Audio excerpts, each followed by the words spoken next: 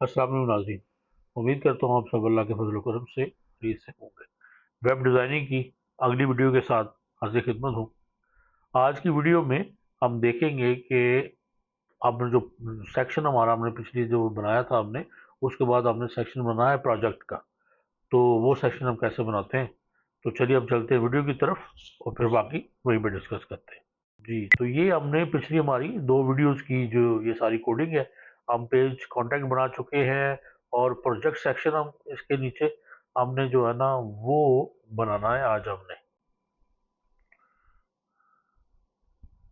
कि अब इसका हमने पेज कंटेंट के लिए उसमें क्लास W3 कॉन्टो वगैरह हमने बना लिया था और उसके बाद हमने उसके नीचे बनाया था प्रोजेक्ट का।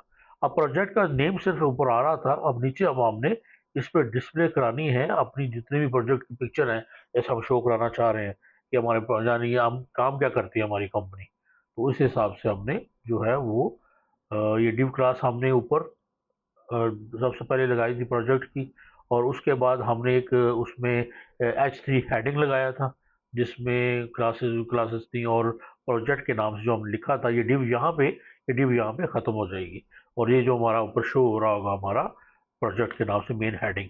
उसके बाद हम एक डिव बनाएंगे और उसको क्लास देंगे W3-row-padding और उसके बाद एक डिव होगी हमारी और उसके बाद जो है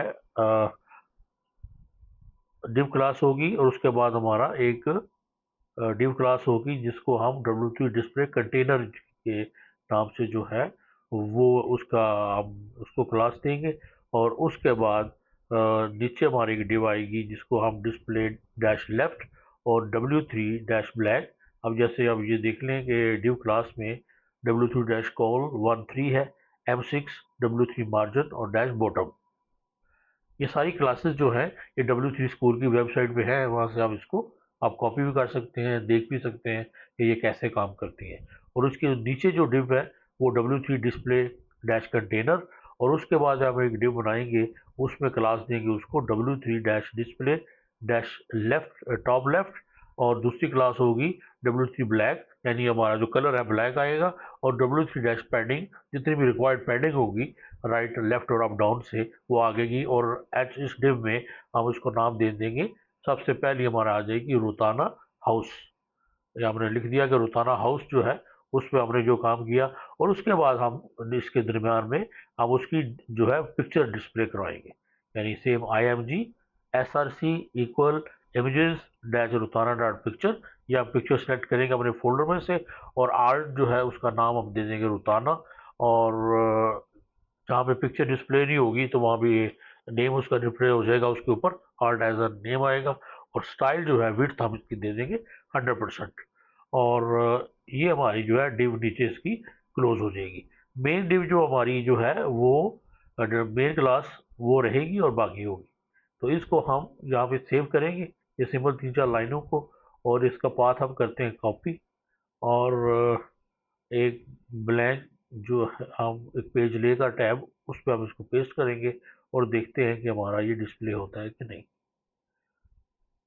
तो ये देखिए हमारी पिक्चर जो है ये रुताना की इस तरह डिस्प्ले हो गई है। तो प्रोजेक्ट में इस तरह हमने तकरीबन 8 पिक्चर जो है वो डिस्प्ले करानी है। तो पहली लाइन जो हमारी होगी उसमें 4 पिक्चर और फिर दूसरी लाइन में 4 पिक्चर हमने शो करानी है। तो इस तरह हमारा जो प्रोजेक्ट का जो सेक्शन है वो हमारा इस तरह कंप्लीट हो जाएगा। तो चलते हैं हम अब दोबारा वापस अपने कोड पे।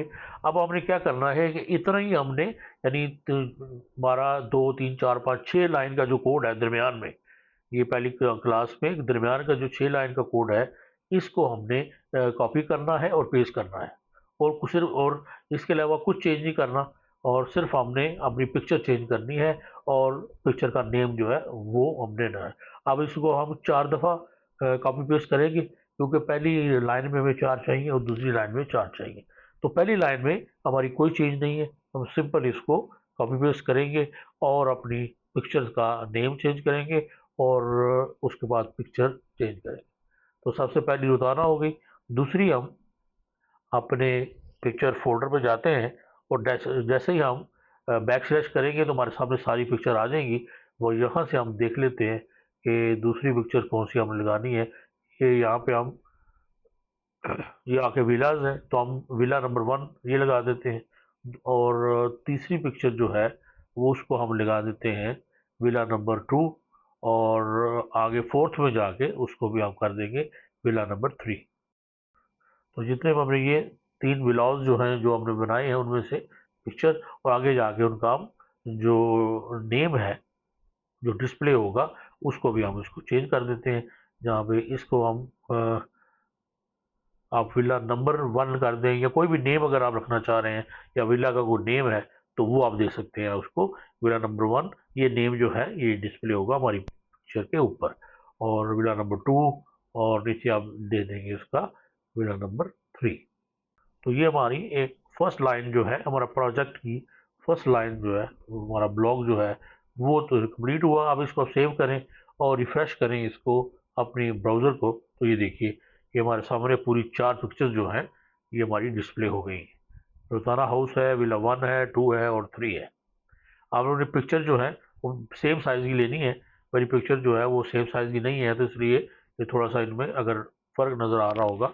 जब दूसरी लाइन आएगी तो फिर प्रॉपर आपको नज़र आएगा ये प्रॉपर एक बॉर्डर लाइन जो है वो कैसे बनती है।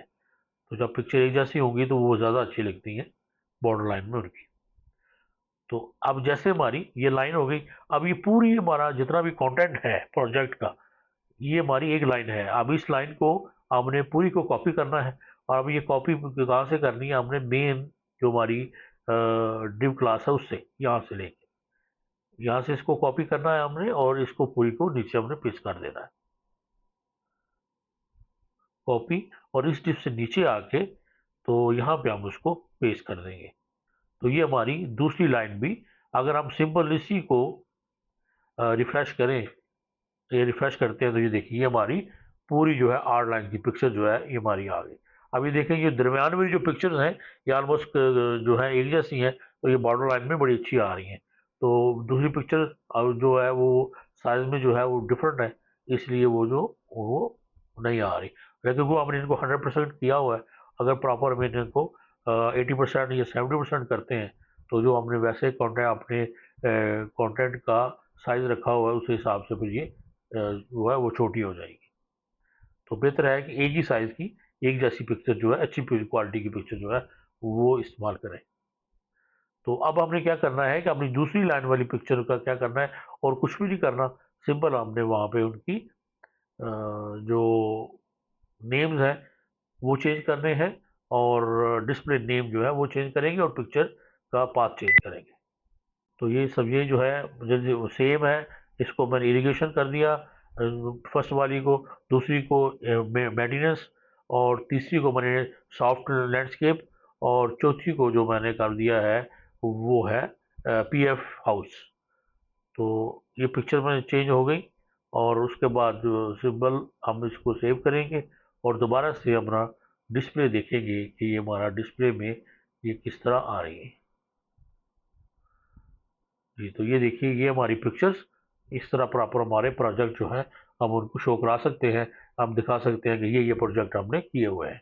आगे जो है ये बिल्कुल सिंपल, एक्चुअली हम वेबसाइट बना रहे हैं तो इसमें जो एक इफेक्ट होता है जो पिक्चर जो है, जैसे आप कर्सर पिक्चर के ऊपर आता है तो पिक्चर जूम करती है, और इफेक्ट जो होता है वो इंशाल्लाह इस पे तो नहीं, इंशाल्लाह नेक्स्ट आने वाली जो हमारा प्रोजेक्ट होगा उसके ऊपर हम इससे थोड़ी सी और मॉडर्न बनाने की कोशिश करेंगे अपनी वेब, तो वो उसके ऊपर जो है इस तरह के जितने भी फंक्शंस हैं वो हम लगाएंगे। फिलहाल ये जो है हमारी सिंपल सी एक वेब है, इसको हम यहीं तक रखेंगे। ये हमारा कंप्लीट हो गया। अब उसके बाद हमारे पेज हैं जो हमने 2 बनाने हैं, कंटेंट हम इसका वो बनाएंगे, वो होगा हमारा अबाउट अस और कॉन्टैक्ट अस। मेन हमारी जो डिव है वो ऐसे रहेगी, और यहाँ पे हम कमेंट लिख देते हैं कि एंगल, उसके बाद कोलन, उसके बाद डैश डैश, और उसके दरमियान में आप जो कुछ भी लिखते हैं वो एज अ कमेंट लिखा जाएगा। वो कहीं भी उसका जो है वो फंक्शन में कहीं भी वो एरर और किसी काम का नहीं होगा। तो कमेंट हमारा आ गया कि अबाउट सेक्शन, यहाँ पे हम अबाउट उसके मतलब लिखेंगे कि अपनी कंपनी के मतलब हम लिख सकते हैं यहाँ पे तफसील कि हमारी कंपनी क्या करती है, और यहाँ अपनी कोई भी वेबसाइट किसी भी रिलेटेड टॉपिक पे हो उस टॉपिक के मतलब आप लोगों ने ये आप बना सकते हैं। तो मेरे ख्याल में आज की वीडियो इतनी काफ़ी है। ये जो मेन हमने आज का जो था हमारा प्रोजेक्ट सेक्शन का, इसको हमने कंप्लीट किया है और इसमें कुछ भी नहीं है। तमाम क्लासेस जो है ये W3 स्कूल की है। मैं फिर भी बताता चलूँ कि आप बहुत अच्छी एक ऑनलाइन वेबसाइट है, वहाँ पे जाके हम सीख सकते हैं, ट्रेनिंग कर सकते हैं और एग्जामिनेशन देने के बाद आप सर्टिफिकेट भी हासिल कर सकते हैं। तो ये सारी जो क्लासेस हैं ये W3 स्कूल की हैं। वहाँ पे आप उनकी वेबसाइट पर जाइए और CSS जो है उनका, वहाँ पे जाके आप ये सारी क्लासेस देख सकते हैं।